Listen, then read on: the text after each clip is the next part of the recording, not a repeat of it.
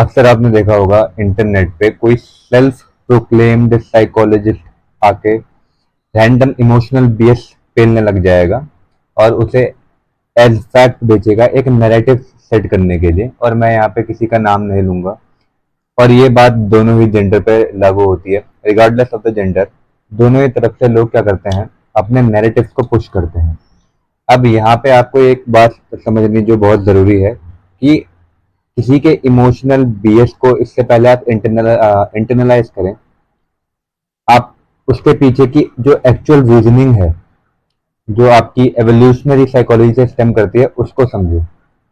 अब मैं यहाँ पे किसी स्पेसिफिक टॉपिक के बारे में बात नहीं करूंगा। मैं यहाँ पे इस चीज के ऊपर बात करने वाला हूँ कि लोग ये पर्सपेक्टिव समझ क्यों नहीं पा रहे हैं एक्चुअल में, कि जब कोई आके उन्हें एग्जैक्ट रीजन दे रहा है किसी के बिहेवियर का, बी इट अ मैन और बी इट अ वुमेन, तो वो इस चीज को एक्सेप्ट क्यों नहीं कर पा रहे हैं। अब इसका सबसे आसान आसान जो जवाब है वो ये होगा कि सबसे पहले कि सोशल मीडिया ने उनको इतना ज़्यादा एक सिमिलर काइंड ऑफ कंटेंट खिला खिला के कंज्यूम करवा के एक सेट टेम्पलेट उनके दिमाग में फिट बिठा दी है, जिसके बारे में मैंने पहले ही बात की है कि जो इंसान इन पर्टिकुलर चीज़ों को बोलेगा वो सही, और जो इसके खिलाफ जाएगा वो गलत। अब जब ऐसा होता है तो आप अक्सर नोटिस करोगे कोई भी जो क्रिएटर है, male female again regardless of the gender, उनके कमेंट सेक्शन में आपको वही सेम कमेंट्स देखने को मिलेंगे, वही सेम इलॉजिकल बातें देखने को मिलेंगी, है ना। अगर कोई फीमेल क्रिएटर है जो ढंग की बात कर रही है तो आदमी आ जाएंगे वहां पे अपनी औकात दिखाने। और सिमिलर केस कोई अगर मेल क्रिएटर है जो कोई ढंग की बात करेगा तो वहां पे भी फेमसेल्स आ जाएंगे कुछ उटपटांग बातें करने के लिए। क्योंकि इनका जब माइंड में एक पर्टिकुलर नैरेटिव फिट बैठ जाता है तो ये उस चीज को एज एन अटैक देखते हैं अपनी आइडेंटिटी पे। ये अपनी आइडेंटिटी ही उससे अटैच कर लेते हैं, बिकॉज इन लोगों को किसी ने सिखाया नहीं है कि अपनी आइडेंटिटी बनानी कैसे है।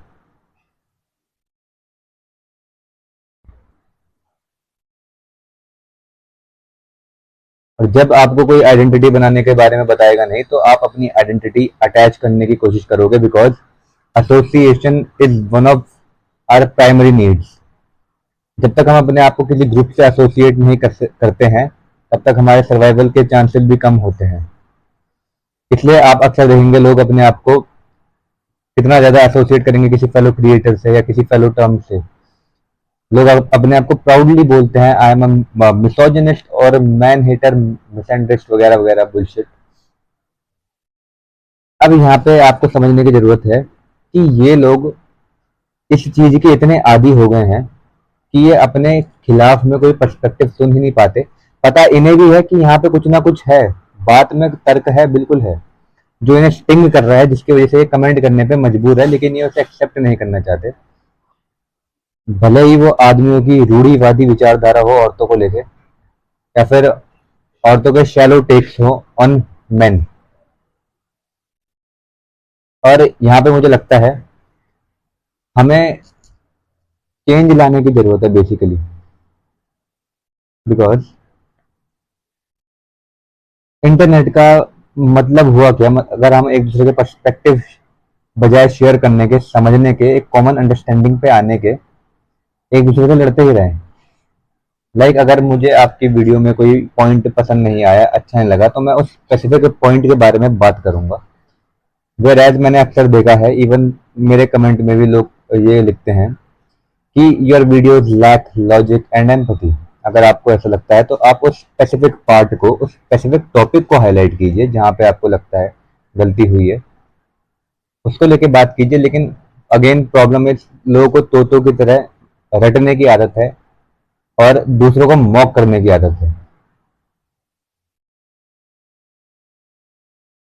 और इसी चीज को बदलना काफी मुश्किल भी हो जाता है, बिकॉज अगेन सोशल मीडिया एक लूप है जो आपके दिमाग में उस चीज को अगेन अगेन बिठाता जा रहा है और आपके बिलीफ को और स्ट्रॉन्ग बनाता जा रहा है। और स्पेशली ये खतरनाक उनके लिए है जो 25 से छोटे हैं उम्र में, बिकॉज 25 तक आपकी जो न्यूरोप्लास्टिसिटी होती है वो काफ़ी एक्टिव होती है, जो काफ़ी एक बड़ा रोल प्ले करती है आपकी ब्रेन की रीवायरिंग में। बट 25 के बाद क्या होता है, न्यूरोप्लास्टिसिटी डिक्लाइन होने लग जाती है। आप कुछ स्टेप्स ले सकते हैं जिससे वो इंटैक्ट रहे, बट इससे क्या होता है, आपके सोचने समझने की एबिलिटी पे असर पड़ता है। आपकी ब्रेन की रिवायरिंग फिर एक सर्टेन एज के बाद चेंज करना नेक्स्ट टू इम्पॉसिबल हो जाता है। इसलिए अगर आप 25 से यंग है और नीचे हैं, तो आप अपने आप को एज मच पर्सपेक्टिव फीड करने की कोशिश कीजिए जैसा पॉसिबल है।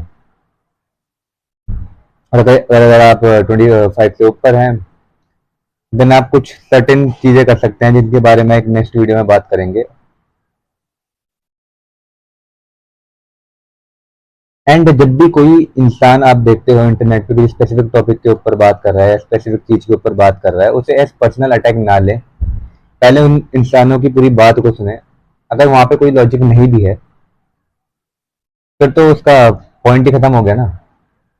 तो कमेंट करने की आपको अंटे शंटू वैसे ही जरूरत नहीं पड़ेगी। अगर वहां पे कुछ आपको लग रहा है जो आपको चुभ रहा है, देन थिंक अबाउट इट। और एक चीज जो लोग समझते नहीं है वो ये है कि आपकी जो न्यूरोलॉजिकल वायरिंग है, जो आपकी बायोलॉजी है, वो आपकी आइडियोलॉजी से हमेशा ऊपर रैंक करेगी। आपका ब्रेन जिस तरीके से रिवायर है वो उस तरीके से ही एक्ट करेगा। इसलिए आप देखते हैं सर्टेन बिहेवियर आपके अंदर हमेशा प्री डोमिनेट करते हैं, बजाय आप जो भी सोचें। आप कितने ही अपने आप को एज समवन बेटर सोचते हो अपने माइंड के अंदर, बट जो आपकी न्यूरोलॉजिकल वायरिंग है वो आपको उसी रास्ते पे लाके खड़ा कर देगी।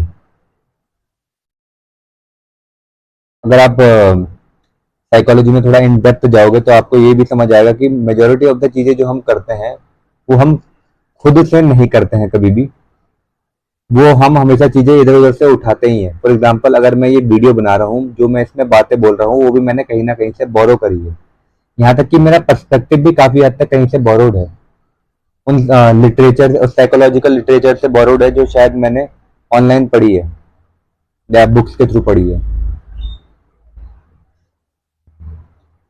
तो जो फ्री विल का कंसेप्ट आता है, ये जो लोग कहते हैं कि आपकी जो वायरिंग है वो डिसाइड नहीं करती है, तो ये बहुत ही बेवकूफ़ाना तर्क है।